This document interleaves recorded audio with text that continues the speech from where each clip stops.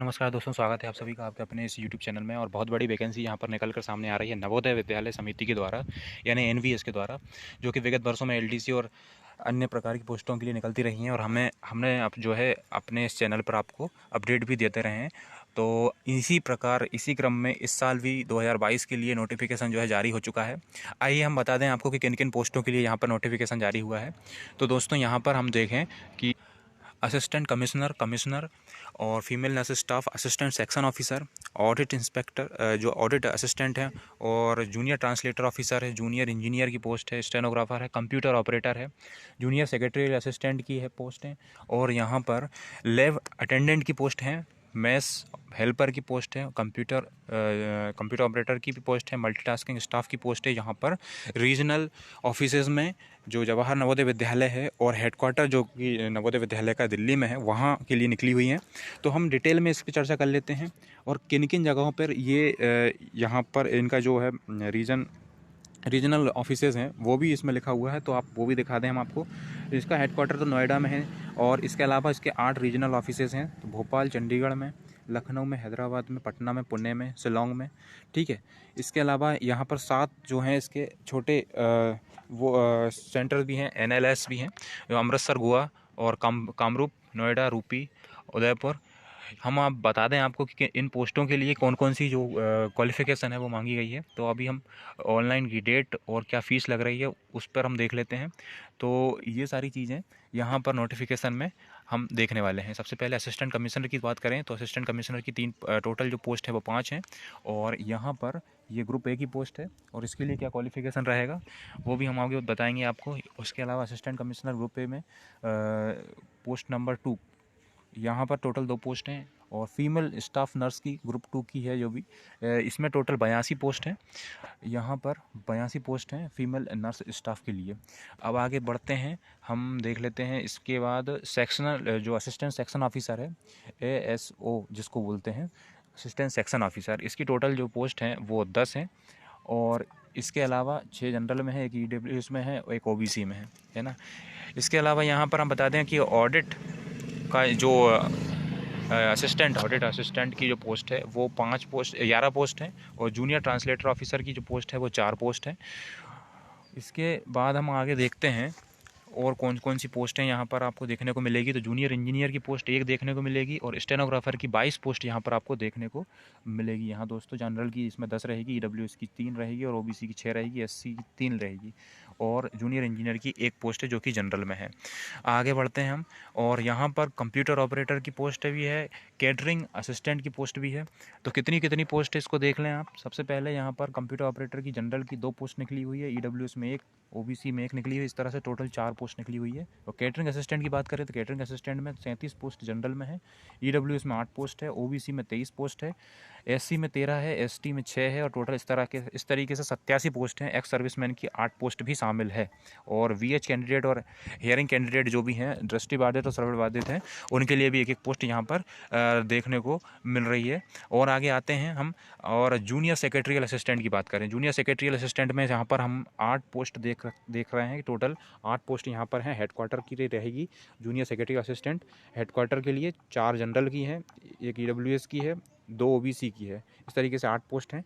और इसी के बाद जूनियर सेक्रेटरी असिस्टेंट जो जेएनयूज़ यानी कि जवाहर नवोदय विद्यालय की जो रीजनल ऑफिसेज हैं, जो हमने पहले ही देखे 8 जो रीजनल जगह हैं, वहाँ के लिए कितनी पोस्ट है। तो वहाँ पर छप्पड़ फाड़ के निकली हुई है वैकेंसी इसमें 622 टोटल। जी हाँ दोस्तों, 622 जूनियर सेक्रेटरी असिस्टेंट अकेले की ही पोस्ट हैं। जिसमें सबसे पहले अगर बात करें जनरल की तो 254 पोस्ट हैं, ईडब्ल्यूएस की 62 पोस्ट हैं, ओबीसी की 167 पोस्ट हैं, एससी की 93 पोस्ट हैं, और एसटी की यहाँ पर एससी की 46 पोस्ट हैं, यानी 46 पोस्ट अभी आपको इसमें इस तरीके से देखने को मिलेगी। अदर एक्स सर्विसमैन की बात करें तो 62 पोस्ट एक्स सर्विसमैन की है। बहुत छप्पर फाड़ के वैकेंसी है यहाँ पर जूनियर सेक्रेटरियल असिस्टेंट के लिए। ये पहली बार ही हो रहा है कि जवाहर नवोदय विद्यालय में इतनी भारी मात्रा में जूनियर सेक्रेटरियल असिस्टेंट और भी बाकी पोस्टों को जो हमने बताई हैं अभी ऊपर, इतनी सारी पोस्टें देखने को मिली हैं। वीएच कैंडिडेट, ओएच कैंडिडेट 6 और 7 पोस्ट हैं, हेयरिंग कैंडिडेट 6 पोस्ट हैं, अदर कैंडिडेट की 6 पोस्ट हैं। इस तरीके से टोटल 622 पोस्ट हैं जूनियर सेक्रेटरियल असिस्टेंट के लिए। तो हाँ, यहाँ पर आपको बता दें इसके अलावा इलेक्ट्रीशियन की भी पोस्ट निकली हुई है। इलेक्ट्रीशियन कम प्लम्बर लिखा हुआ है। इनकी सभी की क्या क्या योग्यता है वो भी हम आपको बताएंगे, क्या एज लिमिट है, क्या क्या फ़ीस लग रही है, इसका सिलेबस क्या है। तो हमारे इस वीडियो को आप पूरा ध्यान से देखिए, एक एक चीज़ आपको यहाँ पर देखने को मिलेगी, कोई भी चीज़ को स्किप ना करें, आपको पूरी जानकारी मिलेगी। 273 पोस्ट यहाँ पर इलेक्ट्रीशियन अकेली की निकाली हुई है जवाहर नवोदय विद्यालय के द्वारा, ठीक है। 113 पोस्ट जनरल में है, EWS में 27 है, OBC में 73 है, SC की 40 है और ST की 20 पोस्ट हैं। हेयरिंग कैंडिडेट की 4 हैं और टोटल जो बात करें हम एक्स सर्विसमैन की, तो एक्स सर्विसमैन की यहाँ पर 27 पोस्ट जो है देखने को मिली है, 27 पोस्ट दी। हाँ दोस्तों, अगर बात करें इसके बाद कौन सी पोस्ट देखने को मिल रही है, तो वो है लैब अटेंडेंट की। लैब अटेंडेंट की पोस्ट की बात करें तो यहाँ पर टोटल जो पोस्ट हैं 142 पोस्ट हैं, जिसमें UR की जो है 59 है, EWS की 14 है, OBC की 38 पोस्ट है, SC की 21 है और ST की 10 पोस्ट है। और इसके बाद एक्स सर्विसमैन की बात करें तो 14 पोस्ट हैं। इस तरीके से 142 पोस्ट यहाँ पर लैब अटेंडेंट के लिए देखने को मिल रही है हमें नोटिफिकेशन में। आगे हम देखते हैं इसमें मेस हेल्पर के भी करके एक पोस्ट निकली हुई है, यानी आप मेस के हेल्पर के लिए भी अप्लाई कर पाएंगे। इसमें आप देखें सबसे ज़्यादा पोस्ट 629 पोस्ट हैं, सबसे ज़्यादा कैंडिडेट भी इसी में पात्र आप जो रहेंगे कर पाएंगे, क्योंकि इसकी योग्यता काफ़ी कम मांगी गई है जो एजुकेशनल क्वालिफिकेशन है उसकी। तो 629 पोस्ट में 257 पोस्ट जनरल की है, EWS की 62 है, OBC की 169 है, 94 पोस्ट SC की है और ST की 47 पोस्ट है, एक्स सर्विसमैन की 62 पोस्ट है, OH VH कैंडिडेट की 6 8 पोस्टें हैं। हम और आगे ले चलते हैं, आपको मल्टीटास्किंग स्टाफ की भी पोस्ट निकली हुई है दोस्तों, यहाँ पर 23 पोस्ट निकली हुई है मल्टीटास्किंग स्टाफ की। तो आप यहाँ पर टोटल 23 पोस्ट में जनरल की 14 पोस्ट, EWS की 2 पोस्ट, OBC की 5 पोस्ट और SC ST की एक पोस्ट आपको देखने को यहाँ पर मिलेगी। तो इस तरीके से जो चीज़ें हैं, तो अब हम आपको बता देते हैं इसकी एलिजिबिलिटी सभी पोस्टों की कितनी कितनी रहेगी। सबसे पहले हम बात कर लेते हैं जो कि असिस्टेंट कमिश्नर है, इसके लिए यहाँ पर ह्यूमैनिटी और साइंस का और कॉमर्स का बैकग्राउंड होना चाहिए, आपका मास्टर डिग्री होनी चाहिए इनमें, ठीक है। साइंस में आपकी मास्टर डिग्री हो या ह्यूमैनिटीज़ जो सब्जेक्ट होते हैं कला क्षेत्र के और कॉमर्स के। साथ ही साथ आपको इसमें यहाँ पर एक्सपीरियंस मांगा गया है, ठीक है। आपको एक्सपीरियंस भी होना चाहिए, या तो प्रिंसिपल की पोस्ट पर हो आप किसी भी जगह पर, एनालॉजिकल पोस्ट है या पोस्ट ऑफ प्रिंसिपल के रूप में आपने काम किया हो किसी विद्यालय में, ठीक है। गवर्नमेंट सेमी गवर्नमेंट हो या ऑटोनोमस ऑर्गेनाइजेशन हो, उसमें 5 साल का एक्सपीरियंस जो है आपका अगर हो तो आप इसके लिए एलिजिबल रहेंगे। आगे बढ़ते हैं हम, क्योंकि हमारे बहुत सारे कैंडिडेट फ्रेशर ही हैं, तो इस तरीके की पोस्ट हैं उनके लिए कोई काम की नहीं है। असिस्टेंट कमिश्नर की भी जो भी ग्रेजुएट मांगा गया है यहाँ पे, असिस्टेंट कमिश्नर, ठीक है। यहाँ पर ग्रेजुएट के साथ 8 ईयर का एक्सपीरियंस मांगा गया है। आगे बढ़े, फीमेल स्टाफ नर्स की बात करें तो यहाँ पर सीनियर सेकेंडरी यानी 12th के साथ साथ आपको डिप्लोमा होना चाहिए नर्सिंग में, ठीक है। आप 12th के साथ साथ नर्सिंग का आपके पास जो है डिप्लोमा होना चाहिए और 12th बोला गया है यहाँ पर, ठीक है। ये नर्स स्टाफ के लिए है। और यहाँ पर आपको साथ ही साथ अगर ये नहीं है तो और करके लिखा है BSc नर्सिंग चल जाएगी आपकी, BSc डिप्लोमा या सर्टिफिकेट भी चल जाएगा, डिप्लोमा हो या सर्टिफिकेट हो दोनों ही चल जाएंगे नर्सिंग के लिए, ठीक है। या तो आप फिर नर्सिंग हो BSc से वो चला जाएगा। सेकंड, आपको जो है रजिस्ट्रेशन होना चाहिए आपका इंडियन काउंसिल, नर्सिंग काउंसिल में जो रजिस्ट्रेशन होता है इंडियन नर्सिंग काउंसिल में वो हो, ठीक है। या फिर आप प्रैक्टिकल एक्सपीरियंस हो आपको 2 ईयर का, ठीक है। अब आगे बढ़ें हम, और कौन सी पोस्ट यहाँ पर है, असिस्टेंट सेक्शन ऑफिसर की। तो इसमें डिग्री मांगी गई है आपके लिए, आप जो है डिग्री वाले हों, डिग्री के साथ साथ आपको नॉलेज हो कंप्यूटर का, केवल इतना ही लिखा गया है। और इसका पे लेवल आप देखिए, साथ ही साथ डिज़ायरेबल में लिखा हुआ है कि आपको 3 ईयर का एक्सपीरियंस हो फाइनेंशियल मैटर सेंट्रल या ऑटोनोमस जो भी ऑर्गेनाइजेशन है आपका, कोई भी स्वायत्त ऑर्गेनाइजेशन में 3 ईयर का एक्सपीरियंस हो, ठीक है। और यहाँ पर आपको PC पे काम करने का अनुभव होना चाहिए जो कि एक्वायर है, ठीक है, मतलब पर्सनल कंप्यूटर्स पर ऑपरेटिंग करने का आपको अनुभव जो है होना चाहिए, ठीक है। तो यहाँ पर जो अनिवार्य योग्यता है वो इम्पोर्टेंट है, ये बहुत ज़रूरी है। और ये अगर है आप तो आप इस फॉर्म को फिल कर पाएंगे, ठीक है। 3 ईयर का एक्सपीरियंस जो कि इतना ज़रूरी यहाँ पर मतलब वांछनीय लिखा हुआ है, पर चल जाएगा, अगर नहीं भी है तो चल जाएगा आपके साथ, ठीक है ना।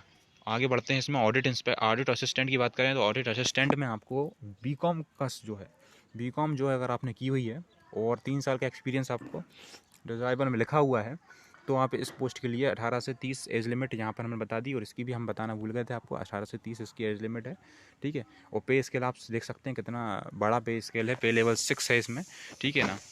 से 7वें वेतनमान के अनुसार यहाँ पे भी 18 से 30 आपको बता दें इसमें एज लिमिट रहेगी और 7वां पे वेतन रहेगा।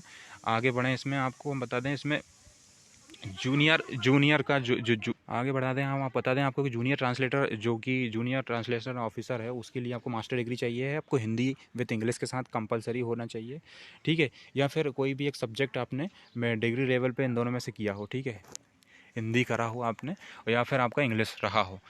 आगे बढ़ दें हम, आपको बता दें इसके अलावा जो जूनियर इंजीनियर की पोस्ट है उसके लिए आपको डिग्री सिविल इंजीनियरिंग में मांगा गया है, या 3 साल का डिप्लोमा आपको सिविल इंजीनियरिंग में हो तो भी आप इसके लिए एलिजिबल हो, 3 साल के एक्सपीरियंस के साथ, ठीक है। एसेंशियल में लिखा हुआ, देखिए यहाँ पर एसेंशियल में ही 3 साल का एक्सपीरियंस लिखा हुआ है, ठीक है। वांछनीय मतलब कि जो डिज़राइबल उसमें नहीं लिखा हुआ, यहाँ पर ही लिख दिया है उसमें, ठीक है। 3 ईयर का डिप्लोमा, अगर डिग्री है तो कोई दिक्कत नहीं है, आपको एक्सपीरियंस नहीं लगेगा। लेकिन अगर आपके पास डिप्लोमा है तो फिर आपको 3 साल का एक्सपीरियंस उसके साथ चाहिए ही चाहिए, ठीक है। Experience of 3 years candidate conducting in building construction में किया हुआ होना चाहिए, या ऑटोनमस या स्टेचुअरी बॉडी जो भी हुई हो वहाँ, जो भी है आपकी उस वहाँ पे आपको किया हुआ होना चाहिए। अगली पोस्ट है स्टेनोग्राफर की, जिसमें कि आपका इसके पहले वाले में 35 एज लिमिट है जूनियर इंजीनियर के लिए, बता दें आपको। और स्टेनोग्राफर की बात करें तो उसमें 18 से 27 इसमें एज लिमिट है। और यहाँ पर आपका जो है 12th के साथ साथ शॉर्ट हैंड आपको आनी चाहिए 80 वर्ड पर मिनट वाली, ठीक है। और उसको टाइप करना चाहिए 40 की स्पीड से, आपको टाइप करना आना चाहिए, ठीक है। जो स्टेनोग्राफर की के लिए जो जो लोग करते हैं अप्लाई, उनको लोग जानते होंगे क्या स्पीड रहती है 80 वर्ड पर मिनट की। और इसके बाद हम आगे बढ़ें, इसमें जो नेक्स्ट पोस्ट है वो है कंप्यूटर ऑपरेटर के लिए। वो एज लिमिट इसकी बता दी हमने 18 से 27। इसकी एज लिमिट की बात करें तो इसमें 18 से 30 इसमें एज लिमिट रहेगी। और इसमें आपको डिग्री चाहिए, कोई भी डिग्री हो आपके पास, और साथ ही साथ 1 ईयर का आपका कंप्यूटर डिप्लोमा हो, ठीक है। और साथ ही साथ 1 ईयर का कंप्यूटर डिप्लोमा जो कि मस्ट है, यहाँ पर मस्ट इशू जो central government organise award such diploma. तो 1 साल का जो आपका जो कंप्यूटर डिप्लोमा है वो आपको होना चाहिए। The diploma must be issued by an institution authorise by central state government to award such diploma, यानी वही बात है। और यहाँ पर फेमिलियर होना चाहिए आप सॉफ्टवेयर पैकेज से, तो ये सभी जानते हैं। इसमें 18 से 30 एज लिमिट हमने आपको बता दी, यहाँ केवल ग्रेजुएशन मांगा गया है। और वर्ड प्रोसेसिंग और डाटा एंट्री की आपको ज्ञान होना चाहिए। आगे बढ़े हम, इसमें है केटरिंग असिस्टेंट की बात। तो केटरिंग असिस्टेंट की बात करें तो इसमें आपको जो है आपकी जो लास्ट एज लिमिट है यहाँ पर 35 लिखी गई है, यानी आप 18 से 35 के बीच वाले अगर हैं तो आप इसमें अप्लाई कर पाएंगे, ठीक है। केटरिंग असिस्टेंट भारी मात्रा में निकली हुई है, हमने अभी बताई दिया आपको। इसमें भी आपको 12th के साथ साथ क्या लिखा गया है, 12th एंड करके 3 ईयर डिप्लोमा होना चाहिए केटरिंग में, 3 ईयर डिप्लोमा केटरिंग में या इक्विवेलेंट हो, ठीक है। कहाँ से किया हुआ हो, मिनिस्ट्री ऑफ टूरिज्म से आपने किया हुआ हो, या फिर स्टेट की कोई भी जगह से। साथ ही साथ लिखा हुआ है आप तो या तो 12th किया हुआ हो, और उसके साथ आपने जो है होटल मैनेजमेंट एंड केटरिंग का वोकेशनल सब्जेक्ट के रूप में आपने ऐसा वोकेशनल सब्जेक्ट और 1 ईयर का एक्सपीरियंस आपने केटरिंग में लिया हो तो आप इस फॉर्म को अप्लाई कर पाएंगे। आर करके फिर से लिखा हुआ है उन्होंने, 12th हो, 1 ईयर डिप्लोमा हो केटरिंग में, और 3 ईयर्स का एक्सपीरियंस हो रेपुटेटेड होटल में या इंस्टीट्यूशन में करने का काम, ठीक है। या फिर आपके पास ट्रेड प्रोफिशिएंसी सर्टिफिकेट हो केटरिंग में, और 10 साल का एक्सपीरियंस हो डिफेंस में काम करने का, ठीक है।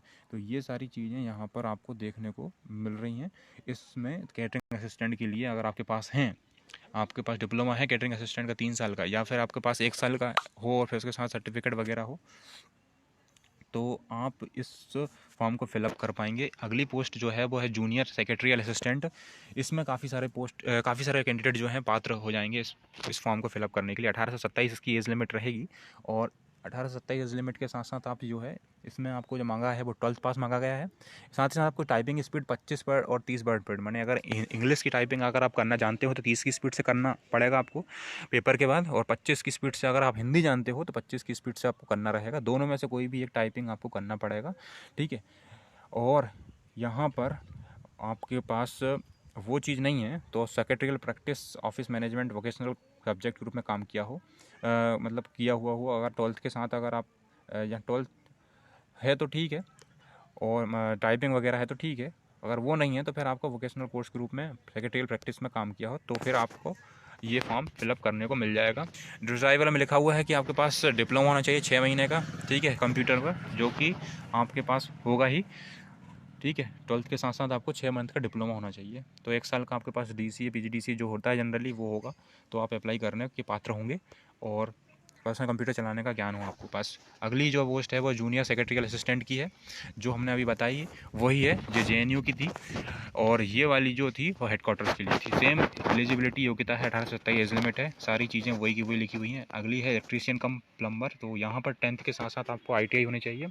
आपने इलेक्ट्रीशियन में आपके पास ITI हो, आपके पास इलेक्ट्रीशियन में हो, वायरमैन में हो, या वायरमैन की नहीं हो, प्लम्बर में की हुई हो, साथ ही साथ आपको 2 ईयर का एक्सपीरियंस होना चाहिए इलेक्ट्रिकल जो इंस्टॉलेशन वायरिंग और प्लम्बिंग वर्क का, तो वो ज़रूरी है। ठीक है, यहाँ पे एसेंशियल में ही लिख दिया है, तो आप समझ सकते हैं। डिज़ाइबल में भी फिर वही चीज़ लिखी हुई है उन्होंने।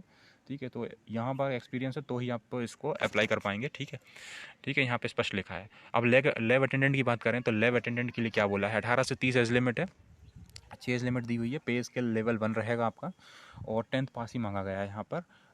साथ ही साथ 10th पास के साथ आपको सर्टिफिकेट या डिप्लोमा होना चाहिए लेबोरेटरी टेक्निक। ठीक है, या फिर आपको 12th पास, आप ग्रेजुएट, आपका जो 12th है वो साइंस स्ट्रीम में हो, 12th आपको काय में हो, साइंस स्ट्रीम में हो, तो आप फिलअप कर पाएंगे, यानी ये पोस्ट आप फिल कर सकते हैं अगर आपने PCM अगर ले रखा हो, आपने मैथ सब्जेक्ट ले रखा हो, साइंस सब्जेक्ट ले रखा हो आपने आपका 12th के लेवल पर। ठीक है, लैब अटेंडेंट की पोस्ट आपके लिए है, आप फिल कर सकते हैं। लास्ट आखिरी पोस्ट जो है वो मैथ्स हेल्पर की है, जिसमें आप 18 से 30 एज लिमिट देखने को मिलेगी आपके लिए, और 10th पास मांगा गया है। साथ ही साथ आपको जो है लिखा हुआ है कि आपको 2 साल का जो है, यहाँ पे लिखा है in the case of casual worker working in JNU mess and not processing matriculation have to pass class 10th with 2 years of joining. तो यहाँ पर आपको बस मैथ्स हेल्पर के रूप में आपको मेट्रिकुलेशन, आपको इसका ज्ञान होना चाहिए। ठीक है, वो कोई ज़्यादा दिक्कत वाली बात नहीं है। सेकंड जो लिखी हुई है वो चीज़ देखें यहाँ पर कि 10 साल का एक्सपीरियंस आपको वर्किंग होना चाहिए रेसिडेंशियल, और यहाँ पर पासिंग ऑफ स्किल टेस्ट जो प्रेस्क्राइब रहेगा NVS का, वो करना पड़ेगा आपको पेपर के बाद। ठीक है, 10 साल का एक्सपीरियंस लिख दिया है पर, तो जो व्यक्ति कर रहे होंगे वो उन्हीं के लिए होगा।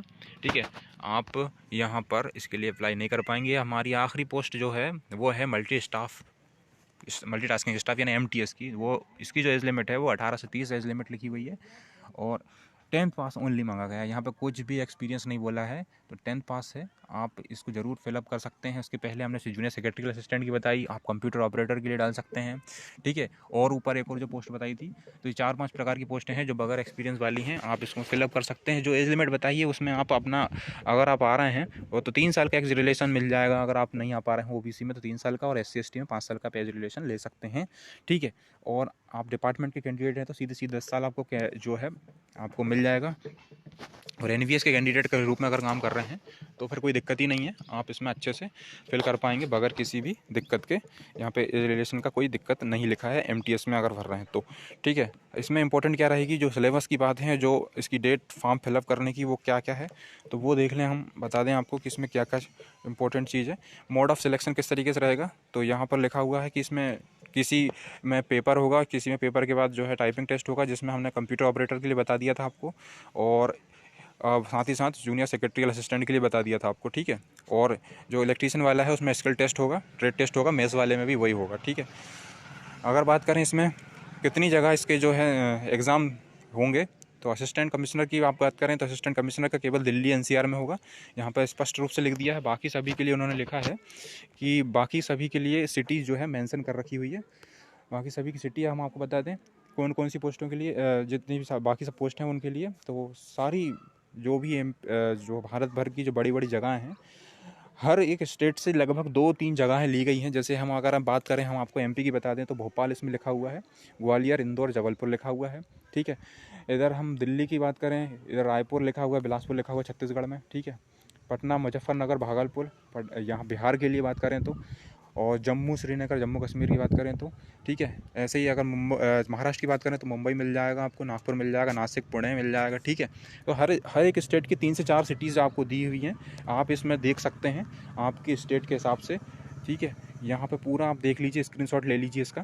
साथ ही साथ इसकी PDF भी हम जो है डाल देंगे इसके डिस्क्रिप्शन में। और हम बात करें सिलेबस की आगे बढ़ के, तो सिलेबस सबसे पहले हम बता दें आपको, इसका सिलेबस जो असिस्टेंट कमिश्नर के लिए है। तो ये आपके सामने दिख रहा होगा, जनरल अवेयरनेस न्यूमेरिकल एबिलिटीज़। हमारे कैंडिडेट सबसे पहले जो ज़्यादा मात्रा में रहेंगे उसके हम देख लेते हैं। जो हाँ स्टाफ, फीमेल नर्स स्टाफ की बात करें तो इसमें आपको जनरल रीजनिंग, जनरल अवेयरनेस आएगा 15-15 नंबर का, 20 नंबर का आपका आएगा, 10-10 नंबर की हिंदी इंग्लिश आएगी, यानी 20 नंबर की हो जाएगी, और सब्जेक्ट नॉलेज आएगा 70 नंबर का आपका। ठीक है, 120 मिनट मिलेंगे आपको देखने को, 120 मिनट में आपको करना रहेगा। और असिस्टेंट सेक्शन ऑफिसर की बात करें तो असिस्टेंट सेक्शन ऑफिसर में रीजनिंग आएगा, मैथ्स आएगा 30-30 नंबर का, लैंग्वेज टेस्ट आएगा आपको 15 नंबर का, 15 नंबर का दोनों, मतलब 30 नंबर का वो आएगा। फिर बेसिक नॉलेज आपको कंप्यूटर में आना चाहिए, और कुछ एक्ट लिखे हैं, RTI एक्ट, पॉस्को एक्ट, वो 40 नंबर के आएंगे, और सर्विस रूल्स से रिलेटेड चीज़ें आएंगी। इस तरीके से टोटल यहाँ पर 130 नंबर का रहेगा ये वाला। ठीक है, और 130 नंबर का आपको रहेगा देखने को मिलेगा। और ये जो है टोटल आपको मार्क्स आवंटित हैं, 120 मिनट में ही करने रहेंगे। ठीक है, 2.5 घंटे में, मतलब 120 से मतलब 1.5 घंटे। यहाँ पे टाइमिंग बता दें आपको कि टाइम जो है 2 घंटे और आधा घंटा और मिलेगा, यानी 150 मिनट मिलेंगे आपको, 2.5 घंटे में करने को रहेगा ये। फिर post audit assistant, audit assistant की बात करें तो ऑडिट असिस्टेंट में भी वही चीज़ें हमें देखने को मिलेगी।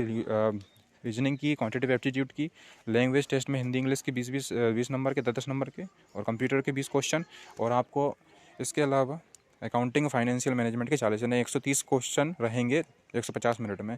जूनियर ट्रांसलेटर ऑफिसर की बात करें तो यह जो है जूनियर ट्रांसलेटर ऑफिसर की, ये 25-25 के आपके हिंदी तो इंग्लिश ट्रांसलेट करना आना चाहिए, और मैथ्स रीजनिंग 10 नंबर का।